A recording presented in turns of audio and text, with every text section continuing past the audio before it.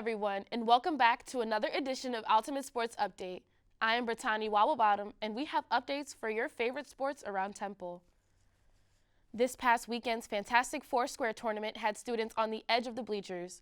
Reigning champion Timmy Two Bucks was knocked out of the fourth square by Sammy Snake Eyes during the second round in the third match, taking him out of the gameplay for the rest of the tournament. There was also a heated fight between Sally Smalltown and Denitra Dodson during the last round of match 8 over an illegal double tapsy. Moving on to the Duck Duck Goose results from over the weekend, Malik Hightower successfully evaded all geese in double overtime this Saturday, securing the win for the Owls. Or should I say the Ducks? Either way, go Birds! This weekend's hide-and-seek games have students looking over their shoulders as the champion seeker, Larry Lotus, has not been able to find rookie hider Michael Slanson. Slanson still hasn't been found, so keep a lookout on campus. Now in the field, we have Chuck Noodle with an inside look at one of our top athletes, Lonzo Alfonso, and his journey to Temple through hopscotch.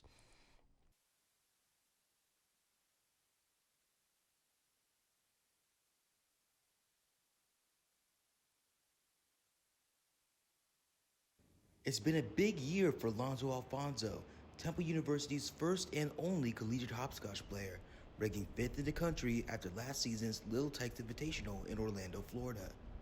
Achieving nationwide success hasn't slowed Alfonso down, working day and night to secure that #1 spot. Yeah! Hi, I'm Lonzo Alfonso. I'm a competitive hopscotch player. My parents got me into this. I train 6 times a week and I study film in my free time. A lot of people look at me pushing myself and go, "It's a game for children, please leave the playground. You're making the parents uncomfortable." Like all professional sports are games for children. The difference is, between me and them, is that this is everything to me. This is my life. It was my dad's life. It was his beginning and his end.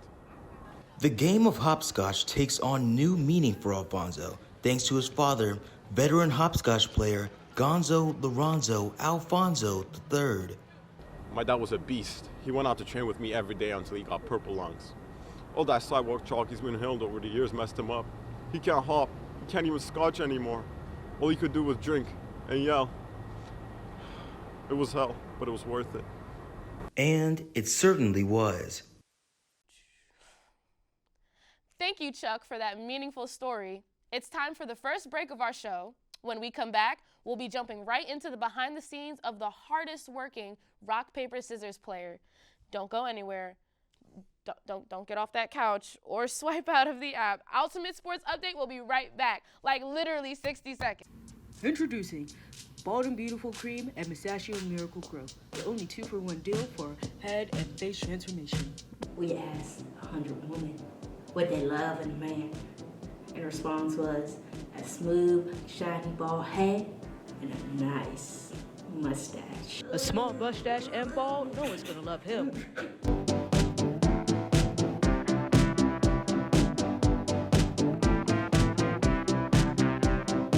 Look at his transformation. Oh my goodness, I'm so shiny. And I have the best mustache in the world. The results speak for themselves. Confidence is oozing off this gentleman. With a bald and beautiful and mustachio miracle growth, you're ready to take on the world. Get the 2-for-1 deal today at the number listed below. Welcome back to Owltimate Sports Update. This week was the Rock, Paper, Scissors Season Championship, and I got a first-hand look at the training it takes to be the highest-ranked Rock, Paper, Scissors player in the NCAA. This is NCAA 2-time Rock, Paper, Scissors champion, Rocco.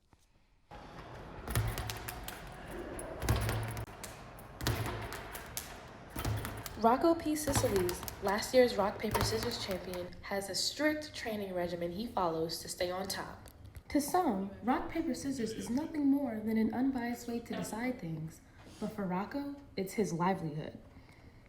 You know, it was just a silly game that I played as a kid, and, when I realized I never lost, I took that to the next level. We've seen his training. Now it's time to see him in action right now at the Rock, Paper, Scissors Championship. As the results started to roll in, it was proof that his methods were successful as it was a win after win after win for Rocco.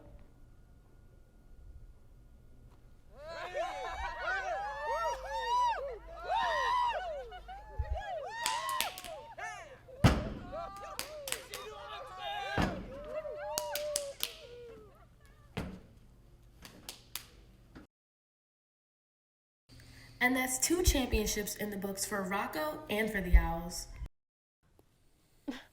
Well, wasn't that great? I don't know what was more interesting, his training or this gorgeous face. Here in the studio with me, we have our show's beloved executive producer, Pat So. Thanks for being here, Pat. It's nothing. I like to be as close up into the action, all up in the middle of it. I even shaved today. I put on my nice top. You better be thankful. I surely am, Pat. This is a great show, thanks to our great executive producer. I have to ask you, Pat, what has been your favorite parts of Owltimate Sports Update? I really enjoyed the time Hooter was in the house. It was Hooter. They were walking all around the back of our set and stuff. It was for my birthday, so Hooter came out and sang for me. Though, I thought it would have been Beyonce instead, but Hooter would do.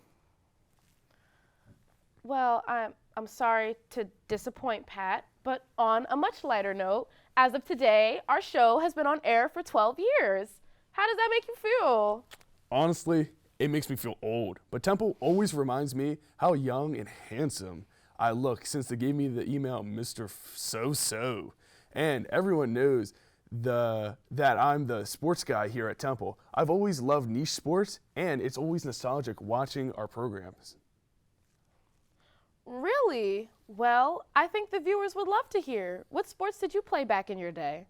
Well, since you asked, I was a nasty red light, green light player. I was on the club team back in my college at Clark University. Honestly, they probably still forgot I was on their varsity soccer team for 4 years because I remember I was the best red light, green light player to ever grace that campus. That's amazing. You seem like you were quite the athlete. So tell me, how did you end up as this show's executive producer when you were so into sports? Well, after college, I was looking for a job in sports media, and I came across this posting to be a teleprompter operator. Not my dream job, but I said, what the hell, and applied. I got the job, and well, I did it, but I'll never touch a teleprompter again. It scares me. Well, moving on to more sports, we have news of a disqualification of Randy Morris from the Heads Up 7-Up team in their first match of the season for peeking at his opponent's shoes. Pat, what do we think about this penalty? Absolutely disgraceful. Heads Up 7-Up is a game to be respected and to test one's intuition. By cheating, you taint the authenticity of it. I surely think that this was a warranted penalty. Yes, you and many others across Twitter feel the same way. What a tough way to start the season. Thanks again for being here, Pat. It is now time for our second break of this segment of Owltimate Sports Update. We'll be right back. And I mean literally right back. This is just a 15-second graphic, so don't move. Are you a pro hopscotch player dealing with some extreme ankle pain? You may be entitled to financial compensation. Call 285-555-ANKLE-HURT. That's 285-555-ANKLE-HURT. And you'll be entitled to financial compensation. Again, that's 285-555-ANKLE-HURT. Welcome back to Owltimate Sports Update. That was fast, wasn't it? Next up, we have another great athlete, this time with a compelling story. Stay tuned after this segment for a live interview with the athlete Nessa O'Brien. Today I'm joined by all-star international curling athlete Nessa O'Brien. Nessa is from Ireland and she's been really crushing the curling competition here at Temple. Here with me right now is Nessa O'Brien. So Nessa, what can you tell us about curling?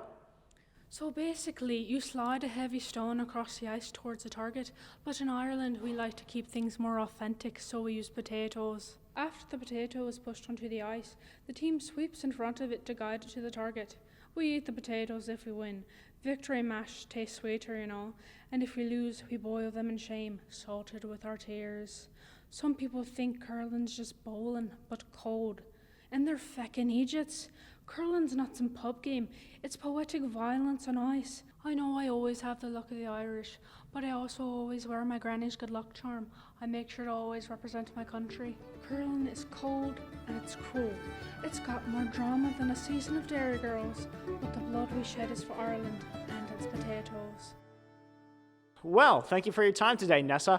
'Twas a pleasure. Welcome to this week's edition of Recess, where we highlight athletes with fascinating stories. How are you doing today, Nessa? Top of the morning, it is a pleasure to be here. Earlier, we got a chance to see you training for your curling, but I wanted to hear more about your backstory. Curling isn't the first sport people associate with Ireland, so how did you get into it? When I first came to North America, I thought they were saying hurling, the classic Irish sport, but they were really saying curling, and I was intrigued. But when I found out it wasn't about curling your hair, I thought I'd still give it a try, but I decided to make it more Irish by adding potatoes, as you just saw. You're such a natural, though. Why do you think you have this talent? Well, I was a sheep herder back in Ireland. I used my skills from that to learn how to curl, because you're just herding the stone when it's out there on the ice. And when I was a kid, I also used to sweep the kitchen till it shined like leprechaun gold. So I've basically been training my whole life without knowing it. Wow, sheep herding and sweeping kitchens. Who would have thought that was all it took? But, I mean, let's be honest, aren't Canadians just naturally better at curling? Pug Mahone!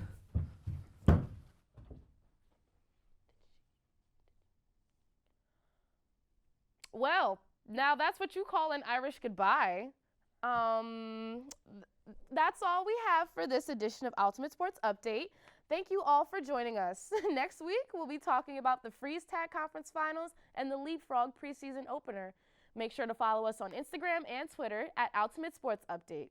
I'm Brittany Wobblebottom. Until next time, have a great rest of your week.